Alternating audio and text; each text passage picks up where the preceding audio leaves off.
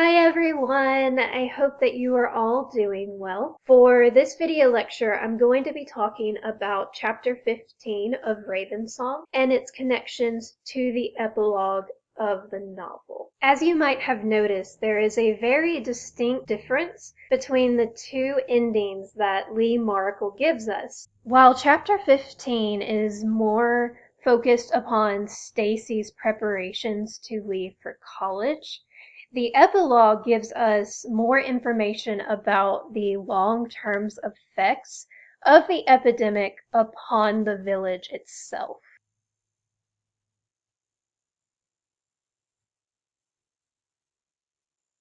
Similar to many other chapters in this novel, chapter 15 opens talking about the village more broadly and slowly working its way to focus on Stacey's experience and her preparations as she is getting ready to leave for college.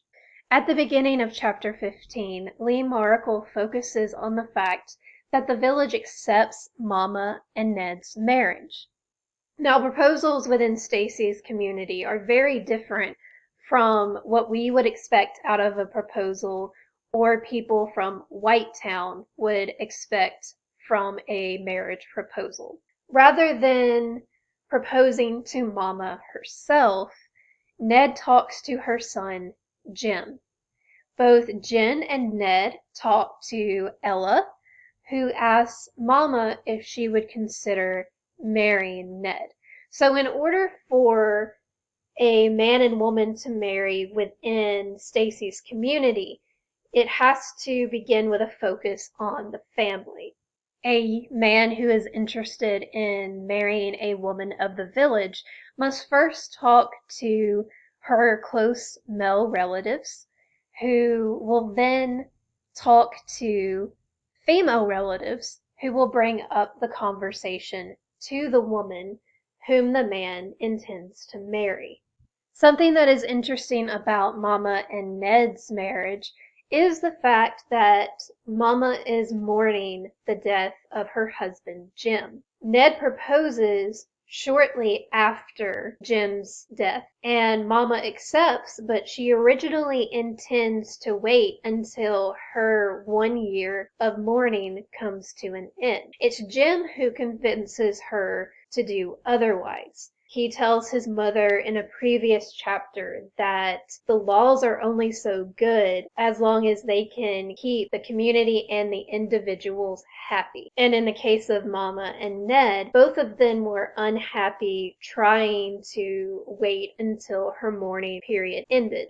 Rather than becoming upset with Mama and Ned for moving in together prior to the end of Mama's mourning period, the villagers simply accept the fact that they are now a wedded couple. Now, there are various reasons that Maracle lists that the village has this reaction. The first reason is that the villagers knew it was inevitable. Mama was going to remarry. Ned was the brother of her late husband, and it was his duty to take care of his brother's widow. And the two already had a connection. They were connected prior to Mama and Jim's engagement and marriage, and they were also connected when Mama decided to lie with Ned in order to have children when it turned out that Jim was infertile. Another reason is that the villagers knew that Mama was a woman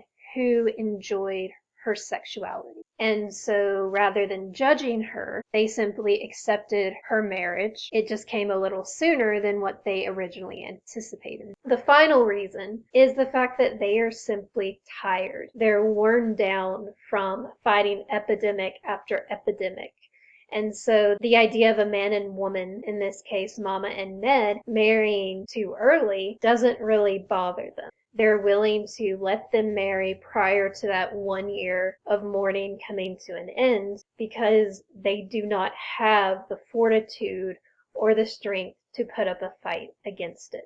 After talking about the state of mind of the villagers, we move into the fact that the old snake has actually left the village. Now, if you remember, this is the man who was shot a few chapters back. He had violated his daughter, and his wife shot him for that act.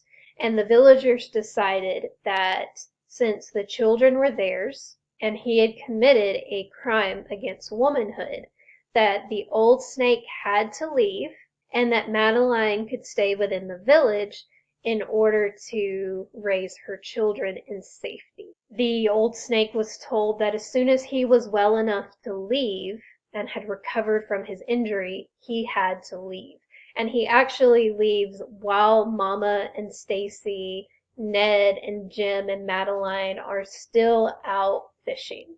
And so the story is told to Mama after they arrive back to the village. Stacey also talks about how much shame he must have felt because not a single person waved goodbye to him, even though he is waving goodbye as he's leaving and he's walking like he's a soldier. He's ashamed of what he has done and ashamed to be cast out. Since he is already gone, Madeline is able to return to the house that he built for her. In order to thank Ella for welcoming her and her children into her home, Madeline gives Ella 50 dried fish from the fishing trip, half of her huckleberries that they picked. But at first, Stacey questions Madeline's generosity. She doesn't really think that it's just to thank Ella. She thinks that Madeline gave Ella the huckleberries because she didn't really care much for the fruit. But once she starts running low, she goes to Mama and starts talking about how much she likes the huckleberries and wants to know if they grow within the village. And so Stacey feels guilty for questioning Madeline's motives, and she decides based upon this experience that she's not going to make assumptions about other people without giving them a chance to prove themselves first. Something that Stacey has been wanting to do for a while in the novel that she actually does in this chapter is she talks to Steve about Pollys suicide because she wants more information about Polly's home life as well as what he may know about her suicide itself. One day she sees him visiting Ella and she decides that she is going to go visit her as well so that she can talk to him. And she takes Ella some canned fish because she doesn't want to be rude by showing up for a visit during the harvest season without bringing something to Ella. We soon learn that Stacey is not the only one who has brought something for Ella. Steve has brought her a canvas wooden chair. I provide an image right here that actually lets you see a visual of it. The chair is described by Stacey as light, delicate, and Indonesian. Steve tells both Stacey and Ella the story of how the chair was originally invented in Indonesia, and white men who had traveled to the country saw the canvas wooden chairs, copied the design, patented it, and became rich off of someone else's idea. He even goes into a long discussion about other ideas someone had scooped up, patented, and gotten rich from. Stacey wondered how they so shamelessly steal the thinking of so many people they call inferior. I don't know, he answered, curious. I never thought about it before. This surprised Stacey. It made her wonder what else he didn't have to think about. I find these two quotes particularly interesting because on the surface level, they're talking about the idea of stealing other people's ideas. The white people within the text are taking ideas from minorities, people they think of as less than themselves, yet they are stealing their ideas in order to become rich. But even deeper than that, this second passage, when Stacey is wondering what else Steve did not have to think about, without deliberately throwing it in her readers' faces, Maracle is referring to the idea of white privilege, and more specifically, white male privilege, because this is something Steve doesn't have to think about. He doesn't have to think about the fact that white people view the Native Americans as less than them. He doesn't have to think about the fact that they have stolen idea from the people of Indonesia and made more money than an Indonesian has made off of their original idea.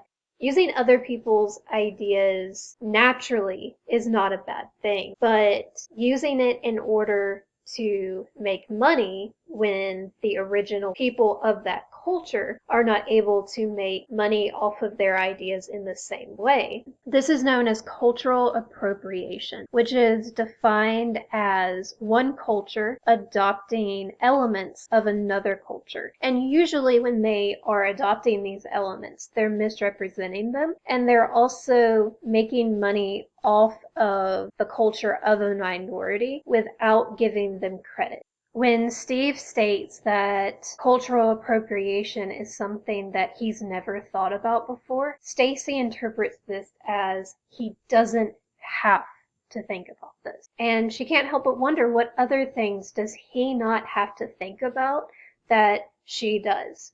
For example, he doesn't have to worry about whether or not there's going to be food on the table.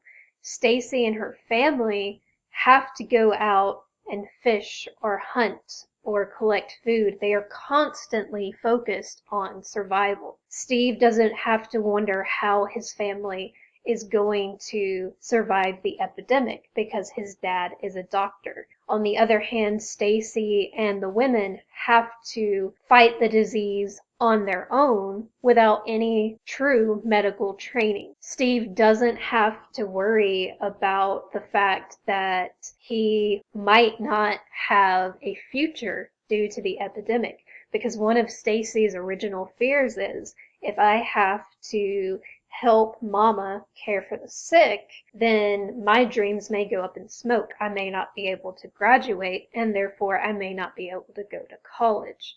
So there are a lot of different things that Stacey is constantly thinking about that Steve doesn't have to. Maracle is referencing the idea of privilege. And in this instance, Steve's privilege is that he doesn't have to think about the kind of things that affect Stacey based upon race and based upon social class. I really like how Maracle references white privilege here, but she doesn't throw it into your face. It's something you have to actually pick apart, think about with the perspective of Stacey throughout the novel, and then interpret from this quote itself. Now, as I said at the beginning of my discussion about Stacey and Steve's conversation, the main topic that Stacey wants to bring up is Pollys suicide. When she first asks him, "Do you ever think of Polly?" Steve's response is, "Why are you so obsessed with her?" He tells her that they weren't even friends. He never saw them talk. As far as he knows, they never even said a word to each other. And Stacey's response is, "How can you be so callous about her? They are both from the same community. They're both of the same race. And yet he's willing to just accept the fact that she's dead and move on, whereas Stacey cannot get Polly out of her head." Stacey's mother cried when Stacey told her that one of her classmates killed herself, and neither Jim nor Mama could understand how someone could take their own life. And that's really what Stacey wants to learn. So she reminds Steve that he told her it was about more than just the note that Herb wrote Polly. Steve tells Stacey that Polly's father was an alcoholic and he was abusive. If you remember from Stacey's conversation with German Judy, Stacey learned that women in Whitetown cannot get a divorce easily. This is a fact that actually scared Stacey because she could not imagine a world where a woman who was being abused could not leave her abusive husband. After the topic of divorce comes into the conversation, Stacey can't help but think about the fact that there's not really familial support for the women of Whitetown. Steve comments that there may have been no place for Polly in society. What Steve doesn't understand is that for Stacey, not having familial support is the equivalent of not having a place in society, because their society is rooted into familial ties. They live within a clan system which is based upon the female line of the family. They are a matriarchy. And if you do not have that familial support, then you have no place within the community. The old snake is a representation of that. When he commits a crime against womanhood, he loses that familial support and is forced to leave his place in society. From this conversation, Stacey is able to begin to visualize Polly, and she better understands her. She says more specifically, Polly becomes tangible. Stacey can understand her state of mind and why she was driven to commit suicide.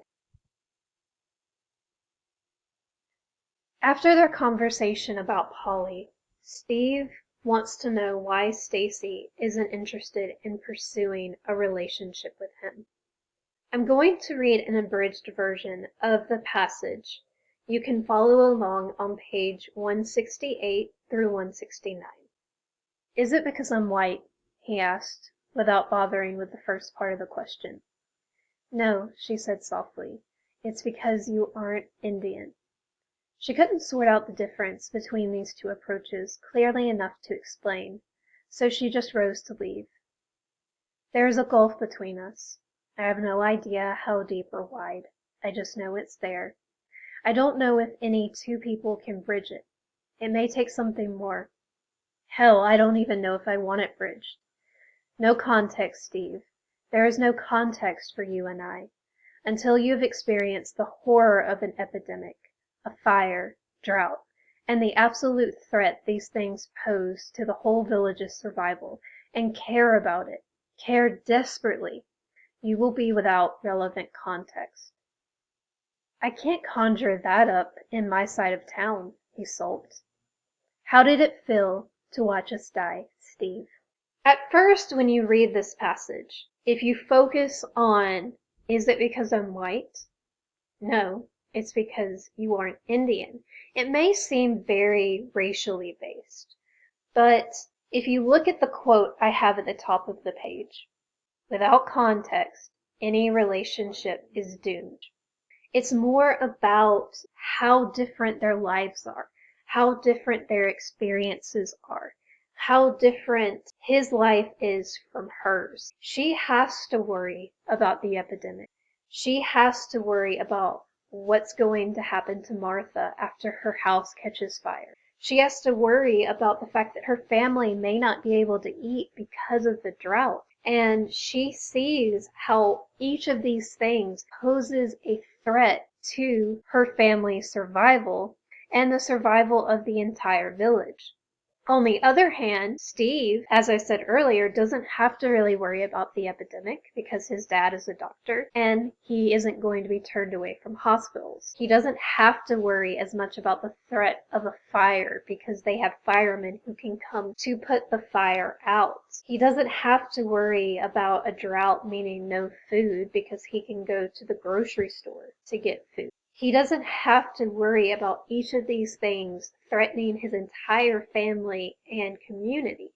And because of that, Stacey recognizes that there's no context for them to have a relationship. And if they try to form a relationship without context, without similar life experiences, they're not going to be happy and their relationship is not going to be grounded. It's going to be as superficial as her friendship with Carol. When she asked Steve that last question, how did it feel to watch us die? Steve feels shame. He feels shame because his father was one of the doctors who could not possibly be expected to cross the river to treat those people. He had so easily persuaded his son of the interest of his patients, his workload. Steve's father could argue against his oath to humanity and not come to the village. Steve's father could translate patients into cash income, sustenance without consciousness. From the perspective of Steve's father, it was more important to care for the patients in Whitetown who were dependent upon him. And he was one of the many Canadian doctors who were also turning Native Americans away at the hospitals. As Stacey watches Steve walk away, she describes and compares him to the old snake. If you remember, the old snake left walking up straight like a soldier, waving goodbye to all his villagers, but no one waves back to him.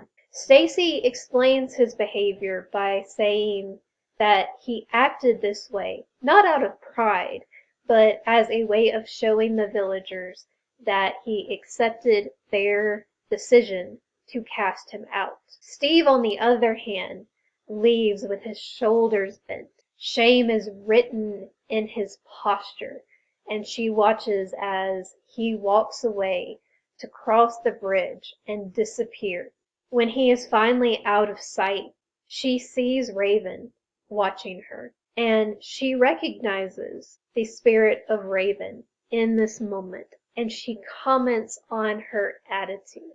This is a very significant moment within the text, because not only has Stacey accomplished what Raven wanted her to, she also recognizes Raven for who she is.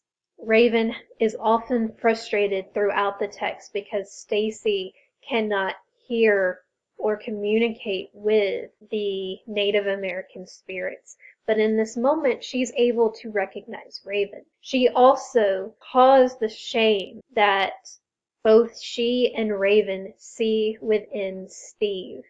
And Raven is proud of her for that, because his shame can make change occur within his community. Now, we don't know that he actually makes this change, but Raven is satisfied with the potential of change that comes from his interaction with Stacey. As Raven is starting to depart and leave the village, the earth begins to weep. The earth weeps for the lives lost during the epidemic. The earth weeps because she knows that the flu epidemic will not be the last one, and she foreshadows the fact that there will be one more epidemic that the village must face. The earth weeps for the waning strength of the village. The earth recognizes that it's both spiritually and physically draining for the villagers to continue to fight the epidemics. The earth also weeps because she foresees the dashing of Stacey's dreams. The earth also weeps for the innocence of the village, because she knows that that innocence is going to be lost by the next generation. I highlight the sorrow of the earth in order to show you that even though this chapter seems to end on a high note, where Stacey is leaving to go to college, she's starting out her life, there's also sorrow within this chapter as well. And the sorrow of the earth foreshadows what's going to come in the epilogue that leaves us in a much more depressed state. I don't have it typed in the PowerPoint just because it's a pretty lengthy section, but I want to go ahead and read this passage to you that's on page 174 of my text. It's about colonization, and it's described as colonization being triggered by Raven and the earth itself. Before the others came, Raven lived in these small villages scattered far and wide. Far away the earth bled, her bleeding becoming an ulcer. Century by century the ulcer intensified. It grew more serious millennium by millennium, until neither the earth nor Raven had any choice. Bring them here to Raven's shore, transform their ways, deliver Raven to the whole earth. That was the plan, but the villagers had resisted these people, who had behaved even worse than first anticipated. They gobbled up the land, stole the women, spread sickness everywhere, then hoarded the precious medicine which could heal the sickness. With each sickness, the silence of the villagers grew. The silence grew fat, obese. It had taken Raven almost a century to drive the people from the village. Still the villagers would not communicate with the others. Epidemic after epidemic had not birthed the shame Raven had hoped for among the people of Whitetown. So the villagers remained staunch in their silence. It was not until this last flu epidemic that finally the seeds of shame were sown. Raven grew excited. Stacey had been the one to sow this seed in the heart of young Steve. Stacey didn't know it, but it didn't matter to Raven. Soon, she would return. In this quote, Maracle describes colonization as if it was driven by Raven, who sends the Europeans to the Americas so that the Native Americans can teach them to conserve resources rather than continually pulling from the earth without giving back. This chapter also ends with a call to action for Stacey. This begins when Raven and the earth talk about the fact that until the villagers began to feel as ugly inside as the others, none could come forward to undo the sickness which rooted the others. Now this is a foreshadowing to the epilogue. If you remember, Raven wants Stacey to be the one who enacts change, and she's satisfied with the change that Stacey has caused when she causes Steve to feel shame. But there is one step further that Raven needs to go. And the earth foreshadows this when the earth weeps for the innocence that will be lost by the next generation. She also foreshadows an epidemic that will occur within the epilogue. This quote also foreshadows that epidemic, which is the epidemic of suicide. Until the villagers feel as ugly as the others, ugly enough to kill themselves or take their own lives, none could come forward to undo the sickness that rooted the others. After Raven and Earth give this foreshadowing, there is a moment where Stacey, in her sleep, begins to question whether it's a good idea for her to go to school at UBC. When Raven sees that Stacey is questioning this, she sends her, in the voice of her grandmother, the following message. We will never escape sickness until we learn how it is we are to live with these people. We will always die until the mystery of their being is altered. This quote connects back to the colonization description that I read and to the last quote that I read, because Raven wants the Native Americans to change European culture. Raven wants Europeans to teach the Native Americans modern medicine. In return, Raven wants the Native Americans to teach the Europeans to have the family connections that the Native Americans do, to be more conservative of resources rather than constantly taking from the earth. When Stacey hears these words in her grandmother's voice, she takes that as her call to action, which causes her to become determined to go forth, collect the magic words from Whitetown, and bring them home.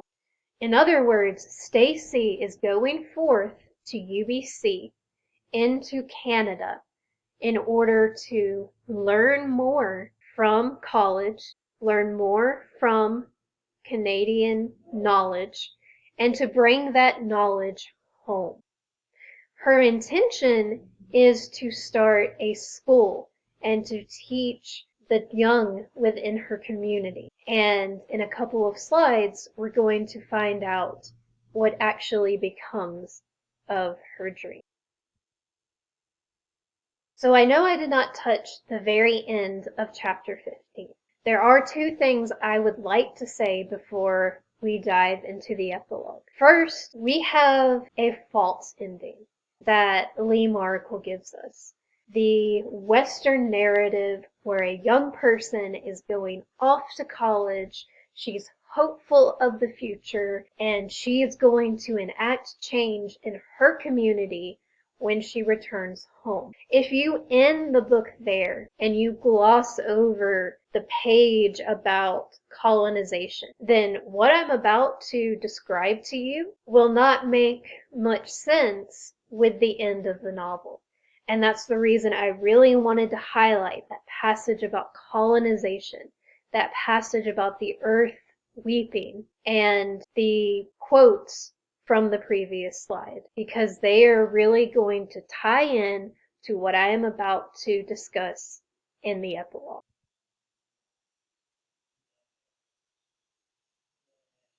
The epilogue takes place 25 years later, and it's within the epilogue that we learn that Ravensong is an oral narrative that is told by Stacey, Celia, Mama, and Raina. They tell this story to answer Jacob's question, why did little Jimmy shoot himself? Little Jimmy is Celia's son. Jacob is Stacey's son. So he wants to know why his cousin shot himself. When Jacob asks this question, Stacey is reminded of Polly. With the help of her sister, her mother, and Raina, they tell the story of Stacey's senior year of high school, of the flu epidemic, and Pollys suicide. Once the women finish telling the story, we learn that the village no longer exists.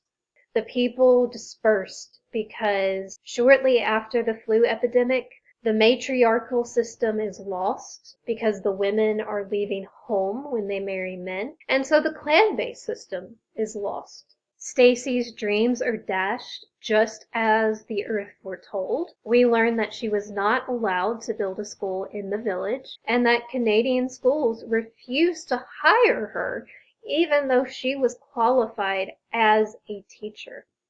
On page 181, at the end of the first paragraph, Stacey states, "Now we are caught in an epidemic of our own making, and we have no idea how to fight it." The epidemic that she is referencing is the epidemic that the Earth and Raven foretold in chapter 15. The epidemic that would cause the villagers to feel as ugly as the people from Whitetown. The new epidemic is suicide.